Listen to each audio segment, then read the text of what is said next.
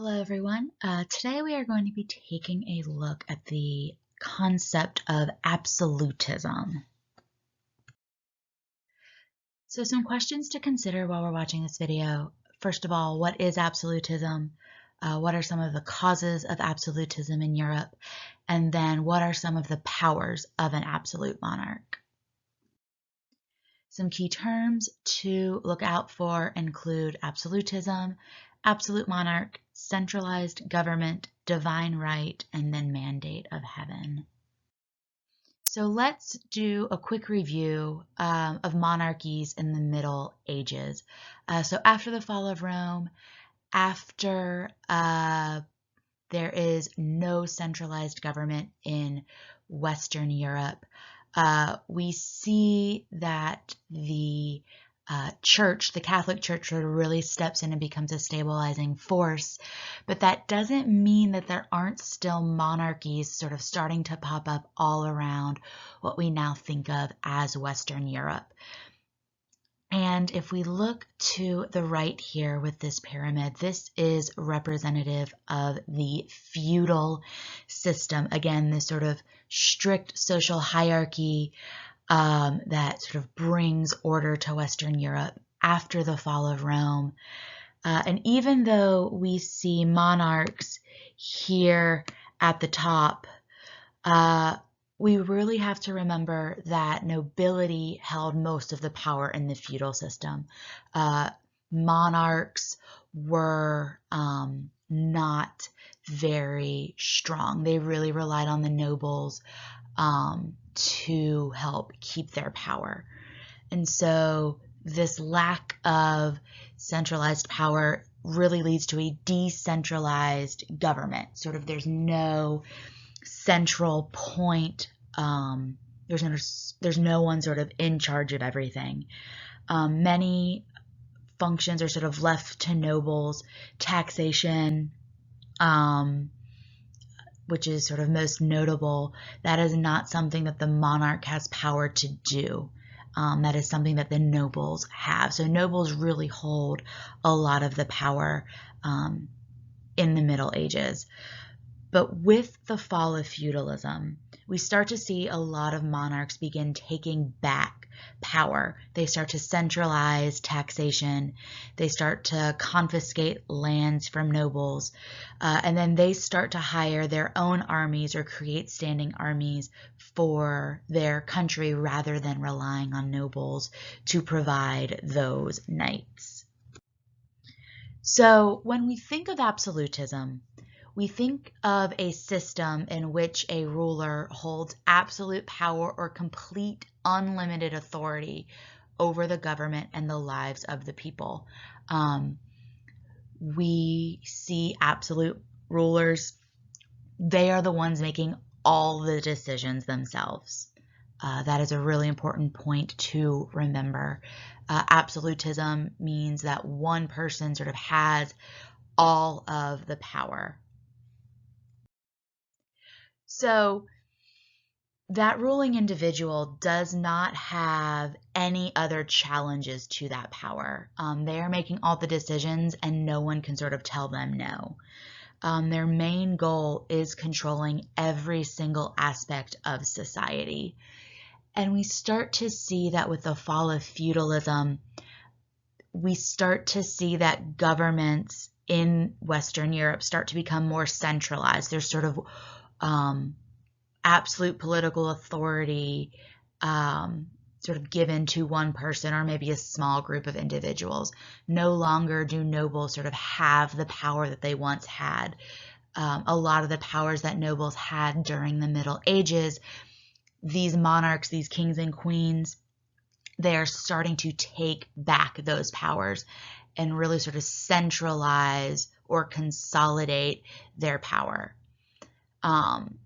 But in reality, we do sort of see that some of that power is checked by the needs of citizens and some social expectations. But we do see that sort of a small group of people start to make all of the decisions.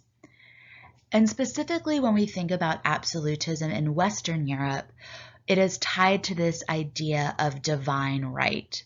Now, divine right is this belief that the authority to rule comes directly from God. So monarchs do not think that they have to answer to anybody on earth. The only person that they have to answer to is God. So no matter what sort of happened within their borders, the only person that these monarchs are sort of responsible to is God. So if we take this idea of absolutism a little further, we will see that we will get absolute monarchy, which is this idea that an absolute, a monarch has sort of absolute power by claiming divine right. And they're not restricted by sort of anything else like a parliament or a legislative body. So absolute monarchy just sort of takes absolutism a step further and looks at it sort of through the eyes of a monarchy. So some examples we see of absolutism, we see the mandate of heaven. You may remember we see in sort of those early Chinese dynasties this idea of the mandate of heaven, meaning that if things are good, rulers have this mandate of heaven, that they have this sort of backing of God, but a ruler may lose the mandate of heaven if that dynasty is overthrown. Another example we see is Darius I of Persia. One of the most well-known examples of European absolutism is King Louis XIV of France, seen to the right of your screen. And then some current examples. We've got King Salman bin Abdulaziz of Saudi Arabia. That is considered absolutism or an absolute monarchy. And then we can also consider Pope Francis, an example of absolutism. So how do we get to absolutism in Europe? First of all, we see the decline of feudalism. We just see the decline of this really strict social hierarchy for a variety of reasons, including the Black Death. And we see that there are more people sort of moving to the cities, and sort of that concentration of people helps monarchs gain power. And we also start to see that the church, which was a very strong force in the Middle Ages, is starting to lose a lot of their power. The impact of the Protestant Reformation, and we also see the decreased influence of the Pope sort of on everyday life in these Western European countries. So as monarchs are gaining more power, we see that the church is losing power. So monarchs can then step in and take even more power. We see people are sort of looking to the monarch for political stability. Since the fall of Rome, Western Europe has been sort of plagued by disease and war, and so we see people start to look to the monarch for political stability, and people are maybe giving up some rights for that stability. And finally, monarchs sort of impose order by increasing their own power. They make decisions like not having the Estates General meet for 72 years under Louis XIV, among others. So, some of the long-term causes of absolutism. Again, we see the decline of feudalism and sort of the growth of national kingdoms. We see the Protestant Reformation, the Catholic Church, the Pope are losing authority. And we also see Protestant monarchs are able to confiscate church lands, which sort of helps them gain more wealth and more power. And then we also see the growth of cities and trades. We see a lot of those those landowners start to lose power as people are moving to cities. And if nobles are losing power, that means monarchs are then gaining that power back. And we see that growth of cities and trade also really supports the growth of a middle class. So some short-term causes of absolutism, really the big one is constant warfare. There is a lot of political instability, whether it is wars of religion, territorial conflicts, and all of that conflict needs a strong military. During the Middle Ages, we see that kings sort of rely on nobles to provide that military assistance. But as monarchs sort of take back their power from the nobility, they begin to hire large standing armies. And if you have a large standing army, you need a way to pay them. So again, we see monarchs taking back the power of taxation from nobles and give it to and sort of take it back for themselves. So how do these monarchs sort of create absolute power? So sort of 5 different things that we see. We see that monarchs are creating permanent capital cities. So rather than traveling around to see their nobles, monarchs sort of set up shop in one place and make people come to them.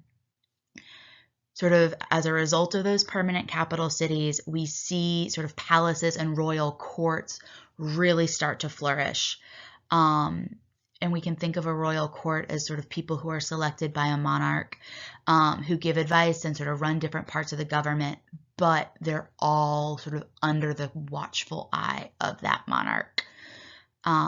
We see sort of the domestication of nobles. Remember, nobles had way more power than monarchs under the feudal system.